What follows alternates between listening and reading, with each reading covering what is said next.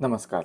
22 फेब्रुवारीला प्रजासंवादाच्या रूपाने एका नव्या आणि सुंदर प्रवासाची सुरुवात झाली. मुलांच्या खेळातून उमललेले एक सर्जनशील जग आणि पालकांचा मनापासून झालेला एक सकारात्मक संवाद.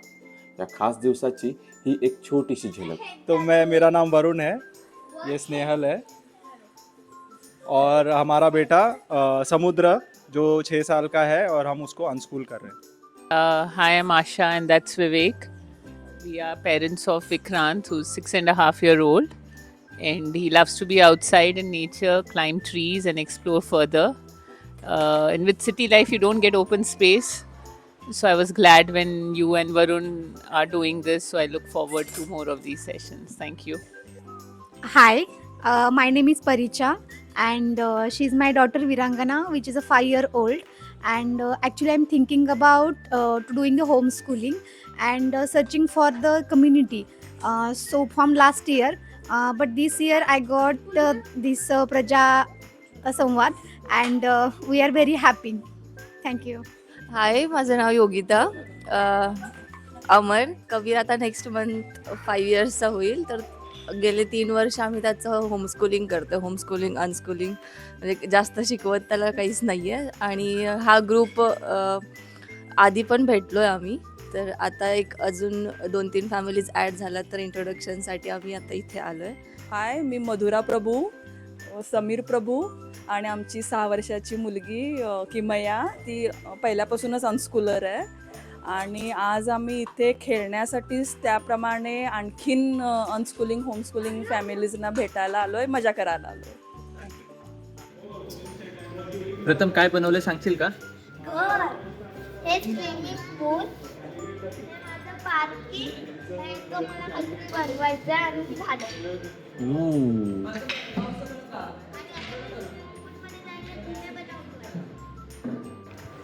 माझं हे गार्डन आहे आणि आता या एका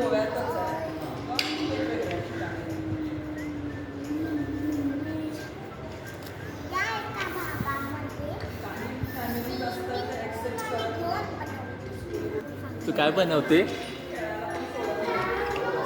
काय बनवतोयस? ओके. आणि हे पूर्ण तू बनवलं असं?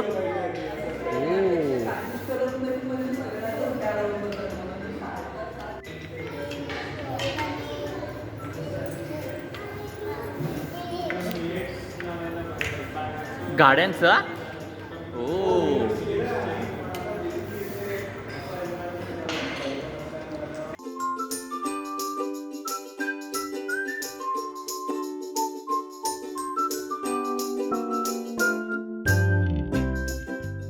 ओळख सत्र संपलं आणि खरी जादू सुरू झाली.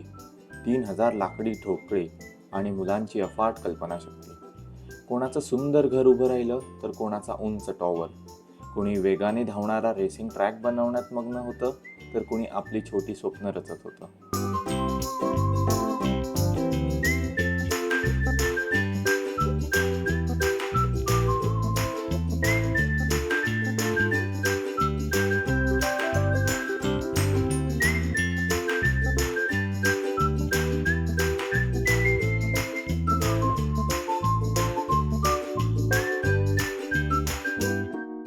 दोन तास कसे सरले कुणाला समजलं नाही. मग वेळ झाली ती जेवणाची. साध्या घरगुती आणि मायेने बनवलेल्या जेवणाचा आस्वाद सगळ्यांनी घेतला.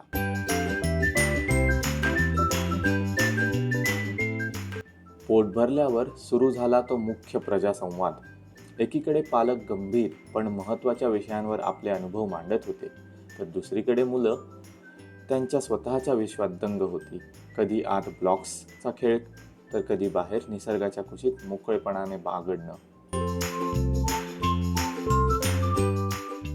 मुले स्वतःहून शिकत होती, स्वतःला शोधत होती आणि आम्ही पालक, आम्ही फक्त त्या सुंदर प्रवासाचे साक्षीदार होतो. गाडीचा ट्रॅक. माझं नाव समीर प्रभू आहे. मी अनस्कूलर आहे. मी ते हे पाड्या खेळायला आलेले होय. मला आवडले हे पाड्या खेळायला. हे मी बनवलेलं घर आहे. मग ते तुम्हाला काय काय ह्याच्यात बनवूया. हे जे आहे ना ते असं खेचायचं, मग एका जागून ते वन होतं आणि ज्या जागून ते बंद आहे तिकडचा माणूस असा वन होतो. आणि हे आहे माझं स्विमिंग पूल. ही माझी गाडी आहे आणि ते माझं घर आहे. आता त्याला म्हणते ते माझं घर आहे. आणि हे बघा, हा दिसतोय काय नाही, तो माझा सीसॉ आहे. आणि हे आम्हाला जेव्हा नवीन होती ही कन्सेप्ट, कोविडच्या दरम्यान आम्ही ऐकलेलं, बघितलेलं, आणि मग आम्ही त्यांचे होमस्कूलिंगचे जे आमचे मीटअप्स असतात पुण्यामध्ये ते अटेंड केलेलं. तर मी जेव्हा शिकत होतो त्यावेळेस मला असं एक्सपेरिमेंटल शिकायला खूप आवडलं असतं, असं मला जाणवलं कॉलेजमध्ये असताना. दुसरा पॉईंट असा की ती क्वेश्चन खूप विचारते. मग आम्हाला हा प्रश्न पडला की ती स्कूलमध्ये गेल्यानंतर तेवढे प्रश्न विचारेल का, आणि जर तिने विचारलं तर तिला तेवढे आन्सर मिळेल का. कारण आम्हाला जेव्हा ती प्रश्न विचारते तेव्हा ती जोपर्यंत बास म्हणत नाही तोपर्यंत आम्ही त्याचा आन्सर देतो. मला समजलं म्हणेपर्यंत आम्ही बोलत राहतो. तर हा एक आमचा पॉईंट आहे. 2 जण म्हणतात नाही मी जात नाही शाळेला, असं म्हणजे मी पण जात नाही, आम्ही दोघं शाळेला जात नाही, आम्ही दोघंही होमस्कूलर्स आहोत, असं ते सोसायटीमध्ये फेमस झालेले की अरे हे लोक जात नाहीत शाळेला. मग त्यांचे पेरेंट्स आम्हाला येऊन विचारत असतात, कारण का पेरेंट्स जाऊन त्यांना विचारतात अरे तू कुठल्या शाळेत जातो, आणि ते सांगा आम्ही शाळेतच जात नाही.